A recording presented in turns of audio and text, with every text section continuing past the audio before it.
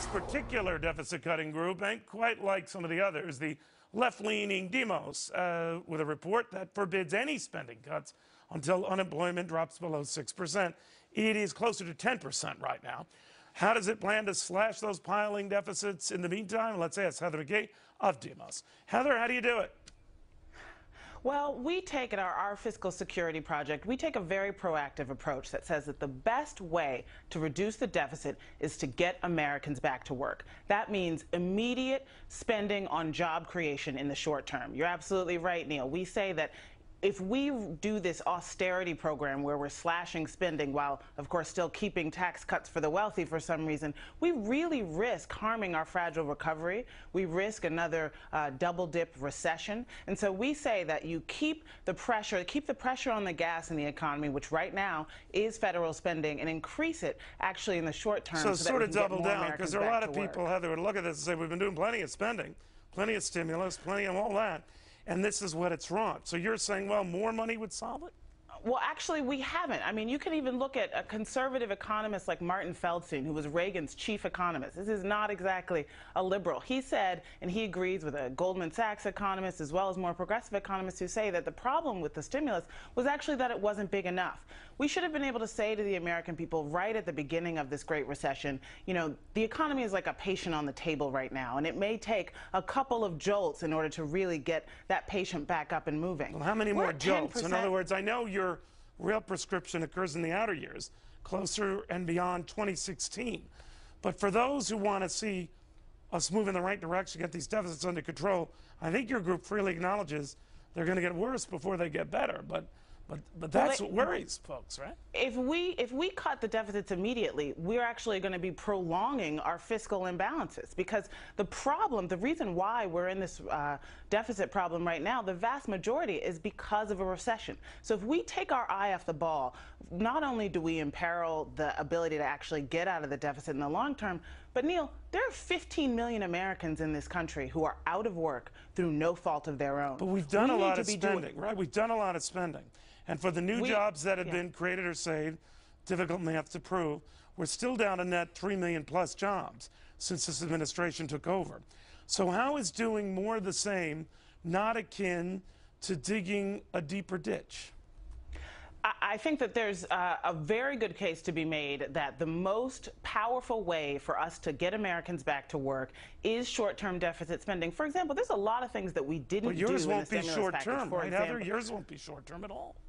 It won't be short-term until the American economy recovers. I don't think that we should rest here in Washington until the American people who want a job can find one. And if that means that we need to directly put Americans back to work, if that means that we need to do more spending on rebuilding Americans' roads and bridges and schools, then I think that we have to do that. But my point, Heather, is whatever the amount, and obviously not enough for you, if that hasn't been the charm, and a lot of businesses saying they're reluctant to spend and to hire workers in this environment because they're fearful of their taxes going up, more regulations, a big health care bill to pay for.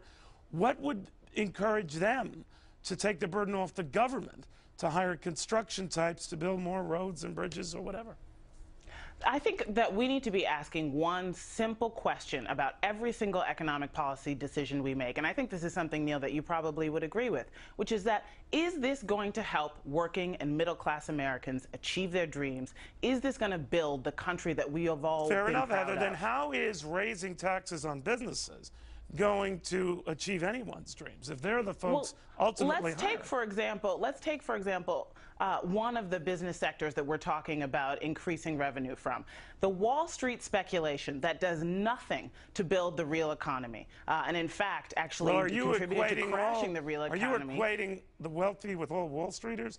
So the millionaires and billionaires with I'm talking about the corporate. You said that we were raising taxes on businesses. I was saying that, in fact, we're not going to be raising taxes on the vast majority of American businesses. We do, in our plan, have a Wall Street traders tax that... Well, you're raising taxes on the upper income. You're raising taxes on capital gains.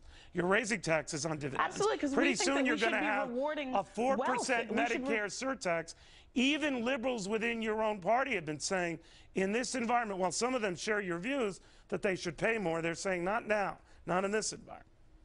I think that we need to, in this country, be rewarding work just as much as we are wealth. Right now, hedge fund managers and executives who get the most of their money from what happens in the stock market are actually taxed at a lower rate than average working Americans who depend on their paychecks for day-to-day living. That's just simply not the American values that I think that we share. Would you be for raising all these other taxes and the Bush taxes and all in this environment? That's what I'm asking. Let's say you're right about that. You and I could quibble about some of the details.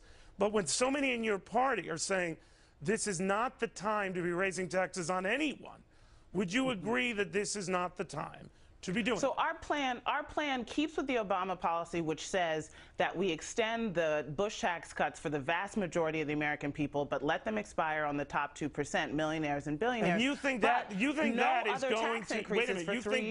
going to eventually get these budgets in balance by leaving it pretty much at the hands of the rich to do it? Well, here's my question, Neil. What's the most urgent concern for you? You say it's the deficits, but you're also saying that we should keep the tax increases that did nothing for the tax cuts that did Heather, nothing for job creation. I will tell you this. I'm not an Einstein, but I've never seen a tax hike that's provided a job for anyone, ever, ever. When we had much higher tax rates, if you go back into the post-war period, even just going into Clinton, we had much more broadly shared economic growth. We also had an internet boom. We had a NASDAQ boom. We had an artificial boom. We could quibble over history. So let me ask you this. But would you entertain the possibility that higher taxes aren't going to alone get you there?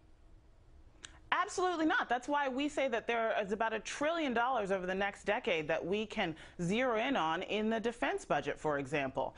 We need to be investing in America again. In no other budget. Social Security, I think you lap it on higher FICA taxes and curtailing benefits for the well-to-do. Right? Do you know how much the 401k balance is for the average American? That's why we don't touch Social Security, because actually going forward, that $14,000, which is what Social Security is the average benefit, where's the pain in your enough. plan outside of the greedy, good old SOB fat cats? Where's the pain? I think we need to be looking. I think that, first of all, I think defense cuts are going to be very painful. They're going to require a lot of shared sacrifice across this country. But I think working and middle-class Americans have actually had enough pain, and that we need to be talking about how we can get some gain going to the people who work for a living. So the way to get the gain is to inflict the pain on whoever it is, a few percentage or more of the people who you think can have it inflicted on, and then you'll get a magic result. We think that there's not at all magic. In fact, it's a nearly 100 and something page report that goes into a lot of detail about how we can close the budget deficit in the short term, invest in America for the long term, rebuild our middle class. And we think that if we invest in America again, we are actually going to have much broader gains for everyone across the economic spectrum. All right, Heather McGhee, regardless, very good having you on. Thank you very much.